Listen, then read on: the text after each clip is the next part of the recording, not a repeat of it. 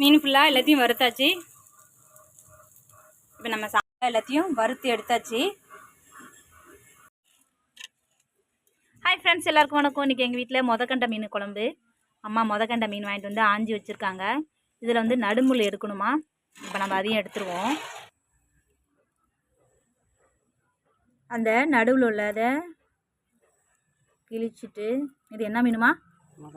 மொதக்கண்ட மீன். அதில் உள்ள முள்ளை மட்டும் அப்படியே எடுத்துடணும், தனியாக எடுத்துடணும். தனியாக எடுத்துட்டு இதை வந்து அப்படியே கையால் அப்படியே பிடிச்சி போட்டு, ஒரே மீன் அப்படியே பிடிக்கணுமா, ரெண்டு மீனும் தனித்தனியாவா? அப்படியே பிடிச்சிடணும். அவ்வளோதான். இதை அப்படியே பிடிச்சி போட்டோம்னா அப்படியே குழம்புல எப்படியும் பிடிச்சி போட்டோம்னா அப்படியே குழம்புல அப்படியே பிடிச்ச மாதிரியே இருக்கும். இப்படி தான் போட்டு குழம்பு வைக்கணும். அம்மா ஆஞ்சிட்டு இருக்காங்க, இதுவும் ஆஞ்சி வச்சிட்டு இருக்காங்க. எனக்கு வெயிலாக இருக்குன்னு சொல்லிட்டு இந்த பக்கம் நவுந்து உக்காந்துருக்கேன். இதை அம்மா ஒன்று ஒன்றா பிடிச்சி வச்சிட்டு இருக்காங்க. ஆஞ்சி போடுங்க. அம்மா மீன் ஃபுல்லாக ஆஞ்சிட்டாங்க. இது காணாங்கழுத்தை. இது என்ன மீனுமா? பிடிச்சி போட்டது என்ன மீன்? மொதக்கண்டை. இது வா காணாங்கழுத்தை, மொதக்கண்டை, கவலை, 3 மீனுமே அம்மா அதை வச்சுருக்காங்க. இப்போ நம்ம இதை போட்டு தான் சமைக்க போகிறோம். வாங்க சமைக்கலாம். குழம்பு தாளிக்கிறதுக்கு புளி ஊற வச்சு மிளகாத்தூள்லாம் போட்டு குழம்பு ரெடி பண்ணியாச்சு. அடுத்தது குழம்பு வதக்கிறதுக்கு வெங்காயம், தக்காளி, பச்சை மிளகாய் 3 அரிஞ்சு வச்சாச்சு. அடுத்தது கொஞ்சமாக கருவேப்பிலையும் கொத்தமல்லியும் எடுத்து வச்சுருக்கோம் தாளிக்கிறதுக்கு. இப்போ வாங்க நம்ம தாளித்து எடுத்துகிட்டு வந்துடுவோம். இப்போ நம்ம எண்ணெய் ஊற்றியாச்சு. கொஞ்சம் வெந்தயம், கொஞ்சம் சின்ன ஜீரகம் போட்டிருக்கோம். நல்லா வெடிச்சு வருது. இப்போ வெங்காயம், தக்காளி, பச்சை மிளகாய் 3 நம்ம சேர்த்தாச்சு. இப்போ நம்ம எல்லாத்தையும் உள்ளே சேர்த்தாச்சு. ஸோ நல்லா வதக்கி எடுத்துப்போம். கொஞ்சம் வெங்காயம் தக்காளிலாம் வதங்கும் போதே நம்ம வச்சுருந்த அந்த கொத்தமல்லியும் நம்ம இப்போ அது கூட சேர்த்துக்கலாம். இப்போ நம்ம அதையும் சேர்த்து போட்டு வதக்கிக்கலாம். நல்லா வதங்கிடுச்சு வெங்காயம் தக்காளி. இப்போ நம்ம கரைச்சி வச்ச புளி தண்ணியோட தேங்காய் அரைச்சி சேர்த்தாச்சு. தேங்காய், கொஞ்சோண்டு வெங்காயம், சின்ன வெங்காயம் சேர்த்து வச்சு அரைச்சா நல்லா டேஸ்ட்டாக தான் இருக்கும். சின்ன வெங்காயம் தான் சேர்த்து வச்சு அரைச்சி தேங்காயில் ஊற்றிருக்கோம். இப்போ குழம்பு நல்லா ஆயிடுச்சு. இப்போ நம்ம குழம்பை சேர்த்துக்கலாம்.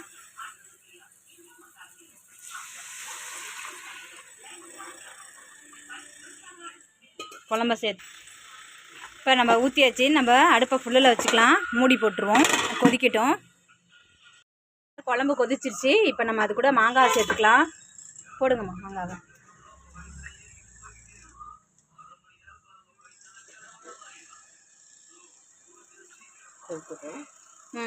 மாங்காய் போட்டாச்சு.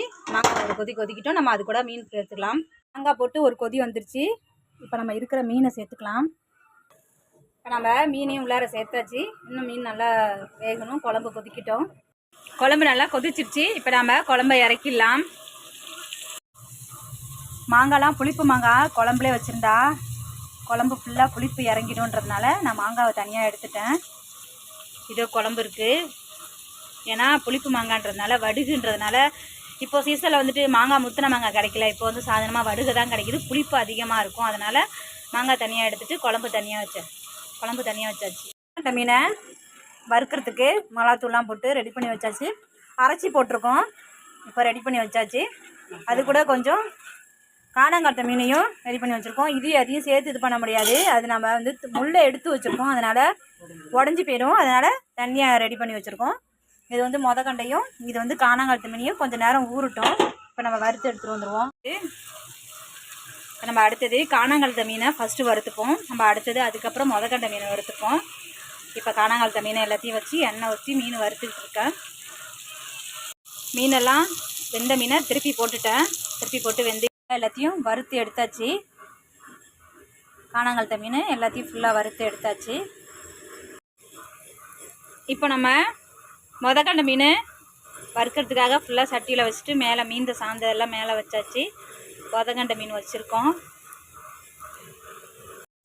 மீன் ஃபுல்லாக எல்லாத்தையும் வறுத்தாச்சு. இப்போ நம்ம சாப்பிட்டு பார்ப்போம்.